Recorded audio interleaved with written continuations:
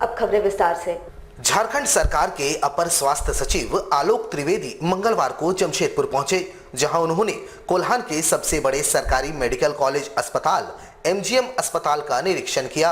अपर स्वास्थ्य सचिव ने अस्पताल के वर्तमान हालात पर संतुष्टि जताते हुए बताया कि सभी वार्ड बेहतर तरीके से संचालित हो रहे हैं। हर विभागों में पर्याप्त मात्रा में संसाधन उपलब्ध है।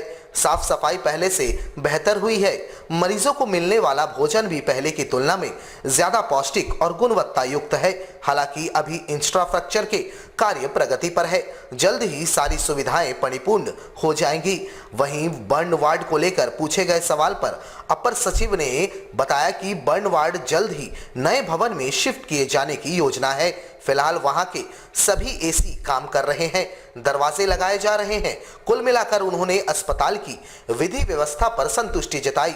इस दौरान ADC Saurabh Sinha, MGM medical college के प्रिंसिपल केएन सिंह, अस्पताल अधीक्षक डॉक्टर अरुण कुमार, उपाधीक्षक डॉक्टर नकुल प्रसाद चौधरी, बर्न विभाग के एचओडी डॉक्टर ललित बिंज आदि मौजूद रहे। जो स्थिति थी उसमें से सुधार हुआ है, अभी भी कुछ काम करना बाकी है। मुझे बताया गया है कि बाकी काम प्रोग्रेस में है और वो लोग काम करा रहे हैं। पूरे हॉस्पिटल में तो अभी आप देख रहे हैं कि इसका इंफ्रास्ट्रक्चर के रूप में बाउंड्रीज कंप्लीट हो चुका है, ट्रांसफार्मर रूम बन चुका है, जो अप्रोच रोड जो जिसकी स्थिति खराब थी वो भी बन रहा है। आपके गैरेज का पोर्शन भी वही बन रहा है। जो बर्न यूनिट्स में डोर विंड की स्थिति खराब थी उसे रिप्लेस करा दिया गया है। अभी हमने फूड का भी इंस्पेक्शन किया है, फूड की क्वालिटी से और लोगों से बात भी की है। फूड की क्वालिटी भी अभी ठीक है। क्लीनिनेस पहले से बेहतर हुआ है। इन प्रोग्रेस है काम। और खामियां अगर किसी पार्टिकुलर रूप से इंगित की जाती है कि इसमें ये प्रॉब्लम्स है तो उसको सुधार करने का प्रयास इन लोग के स्तर से। बर्न वार्ड में अभी डोर्स वगैरह चेंजेस किए गए हैं। एसी का रिपेयर हो चुका है, एसी सभी ऑपरेशनल हैं। बिल्डिंग पुरानी है और मुझे ये भी बताया गया कि इसे नए बिल्डिंग में शिफ्ट किया जाना है। उसका जो पीछे वाला पोर्शन है उसकी स्थिति ठीक है, जो मेल वार्ड है और जो पेडिया वार्ड है। जो फ्रंट का पोर्शन है वो काफ़ी पुराना होने के कारण, लेकिन फिर भी उसमें सुधार का प्रयास किया गया है। टाटा समूह अपने संस्थापक दिवस की तैयारियों में जोर शोर से जुटा हुआ है। आपको बता दें कि 3 मार्च को टाटा समूह अपने संस्थापक की जयंती पूरे धूमधाम से मनाता है और पूरे देश में फैले समूह के प्रतिष्ठानों को दुल्हन की तरह सजाया जाता है। जमशेदपुर शहर, जिसे टाटा साहब ने बसाया था और यहीं से समूह की बुनियाद रखी गई थी, इस साल भी समूह अपने संस्थापक की जयंती मनाने की तैयारी में जुटा हुआ है। इसी कड़ी में टाटा समूह जमशेदपुर को दुल्हन की तरह सजाने में जुटा हुआ है। शहर के सभी चौक चौराहों पर आकर्षक लाइटिंग लगाने की जोर शोर से तैयारियां चल रही है। एक से बढ़कर एक हाईटेक लाइटिंग से शहर जगमगा रहा है। हालांकि अभी ट्रायल चल रहा है।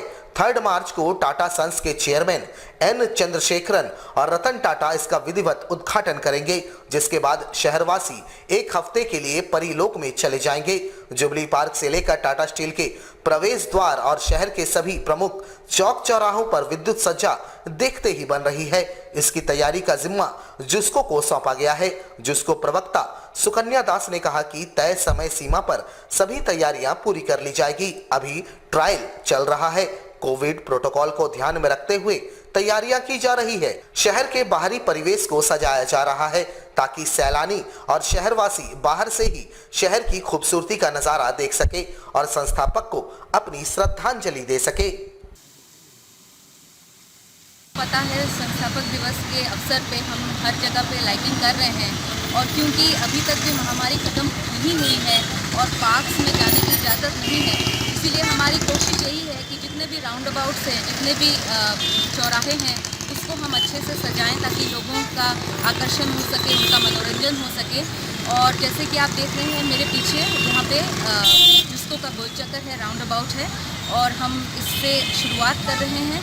और शहर के जितने भी राउंड अबाउट्स होंगे, हमारी कोशिश यही रहेगी कि पिछले साल से इस साल का आकर्षण दुगना हो और लोगों को अच्छी तरीके से संस्थापक दिवस पर अच्छी लाइटिंग देखने का मौका मिल सके। टाटा स्टील दलित निबंधित कर्मचारी पुत्र संघ के द्वारा दलित निबंधितों के सीधी बहाली की मांग को लेकर आगामी दिनों में एक बार फिर से आंदोलन किया जाएगा। इसकी जानकारी एक वार्ता के दौरान संघ ने दी है। इस दौरान इन्होंने कहा कि विगत 6 वर्षों से इनका आंदोलन जारी है। इन्होंने कहा कि आगामी दिनों में निबंधित पुत्रों के साथ राजधानी राजभवन जाकर महामहिम राज्यपाल को ज्ञापन सौंपा जाएगा, जिसके बाद दिल्ली और उसके बाद मुंबई टाटा हाउस में भी आंदोलन किया जाएगा। इन्होंने कहा कि आगामी 3 मार्च यानी संस्थापक जे.एन. टाटा की जयंती से पूर्व अगर इस मामले में कंपनी प्रबंधन कोई ठोस निर्णय नहीं लेती है तो संस्थापक दिवस पर इनके द्वारा आंदोलन भी किया जाएगा। स्टील दलित निबंधित कर्मचारी पुत्र के द्वारा जो पीड़ा है और सीधी बहाली के लिए ये लड़ाई हम लोग लड़ रहे हैं, शुरू से लड़ रहे हैं। कम से कम 5-6 साल से हम लोग लड़ाई लड़ रहे हैं। ये लड़ाई को अब मुकाम तक पहुंचाने के लिए अब हम लोग एड़ी चोटी लगा दिए हैं।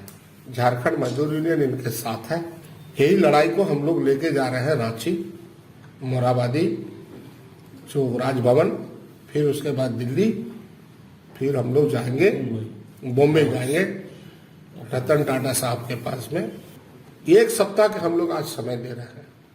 अगर हम लोग के साथ में वार्ता नहीं होगा, समय नहीं देंगे एमडी साहब, तो हम लोग 3 मार्च के लिए जो रतन टाटा साहब आ रहे हैं तो फिर हम लोग भी कोई आंदोलन का कार्यक्रम बनाएंगे। जमशेदपुर में महान ब्रह्मर्षि किसान नेता रहे स्वामी सहजानंद सरस्वती के 133वें जयंती पर ब्रह्मर्षि समाज जमशेदपुर स्वामी सहजानंद सरस्वती ट्रस्ट एवं भूमिहार सेना के द्वारा उन्हें श्रद्धांजलि अर्पित की गई। इस दौरान इनके द्वारा बाइक रैली निकाली गई। इससे पूर्व सभी ने स्वामी जी के प्रतिमा पर पुष्प अर्पित कर अपनी श्रद्धांजलि दी, जिसके बाद सभी ने बाइक रैली निकाली।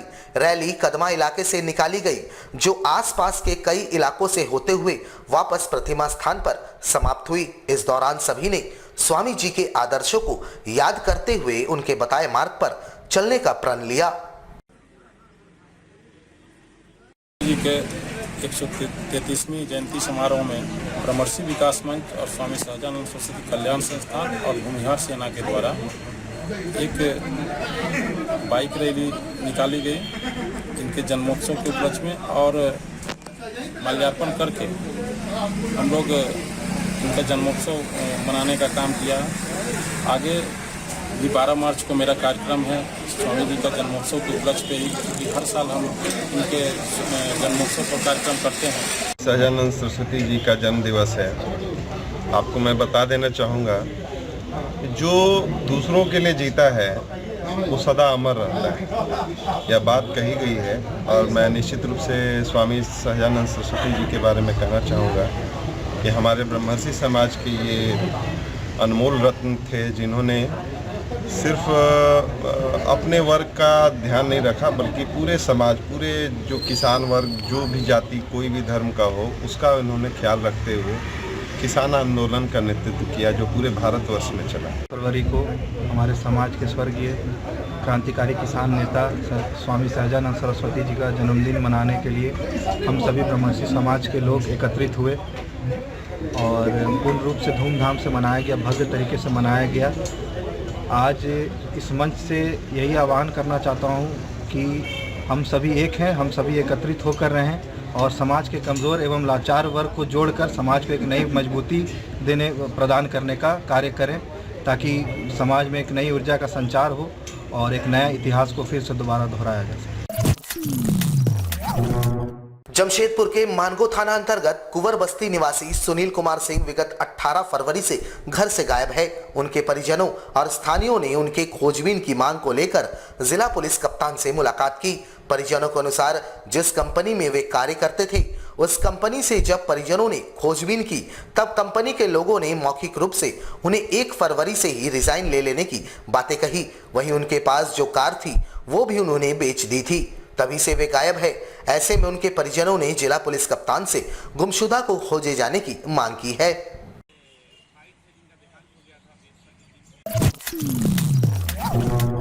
जमशेदपुर में लगातार तीसरे वर्ष भोजपुरी नवचेतना मंच के द्वारा BCL यानी भोजपुरिया क्रिकेट लीग का आयोजन 26 फरवरी से होने जा रहा है, जिसकी तैयारियां पूरी कर ली गई है।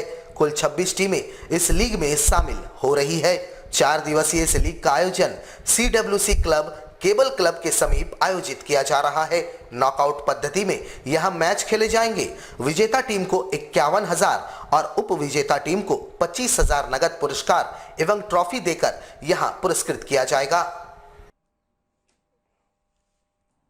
भोजपुरिया क्रिकेट लीग का आयोजन करते आ रही है। इसका ये तीसरा साल है। इस आयोजन से हम लोगों का मुख्य उद्देश्य है, जहां एक तरफ युवा जो है नशा के तरफ बढ़ते जा रहे हैं, उनको रोकने का प्रयास, और ख़ास करके जो खेल भावना में आदरणीय देश के प्रधानमंत्री मोदी जी का आह्वान है कि फिट इंडिया मुहिम के तहत उनसे प्रेरणा लेकर के हम लोग, और राज्य सरकार के भी गाइडलाइंस है कि हम लोग खेल के प्रति युवाओं का रुझान बढ़ाएं और नशा के तरफ जो बढ़ रहे युवा उनको रोकने का प्रयास करें। इस आयोजन से भोजपुरी भाषा के प्रति लोगों का कि शहर में एक कहीं न कहीं भोजपुरी परिवेश को बढ़ावा देने का प्रयास है।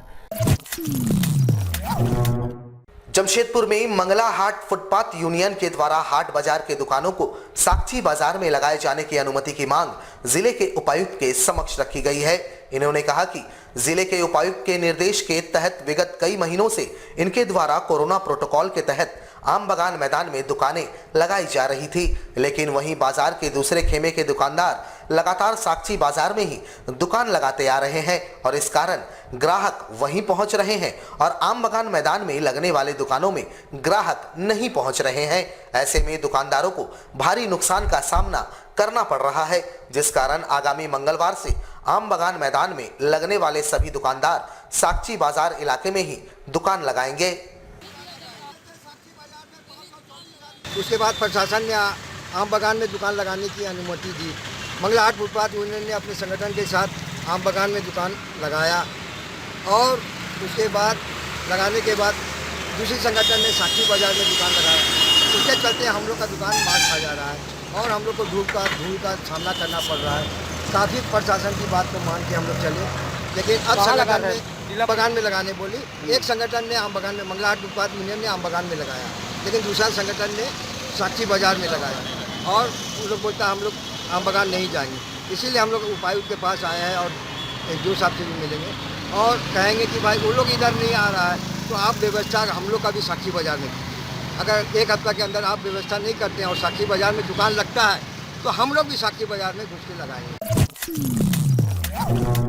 हमारे साथ लगातार जुड़े रहने के लिए आप हमें YouTube पर जरूर सब्सक्राइब करें। आज के लिए बस इतना ही। कल आपसे फिर मिलेंगे कुछ नई खबरों के साथ। तब तक के लिए AMG न्यूज़ की पूरी टीम को दीजिए इजाजत।